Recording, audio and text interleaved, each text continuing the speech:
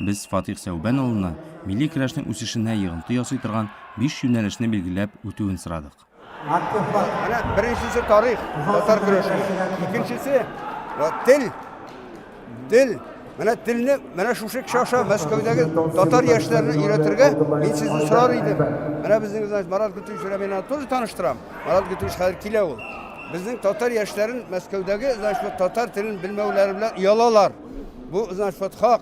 Bizning Tatardagi yoshlarimiz bizning rayonlardagi yoshlarimiz bilan hamma lakin Moskvadagi Penzadan kelgan tamiri bilan anda Sergashdan kelgan anda Mordoviydan kelgan alani silam tilida ayırım. Sizga mening qo'lajim sening televideniyengga kelashakka mana bu birini uyushtirib. Hozir dil bo'ldi ikkinchisi. Uchinchisi urf qadat yo'loq. Unda bizning tarixda dinda kirgan boshqasi da kirgan. 4-inchisi fan.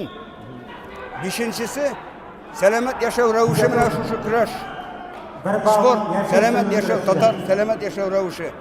Bak 5-inchisi, 6-inchisi milli hem ekologik turizm.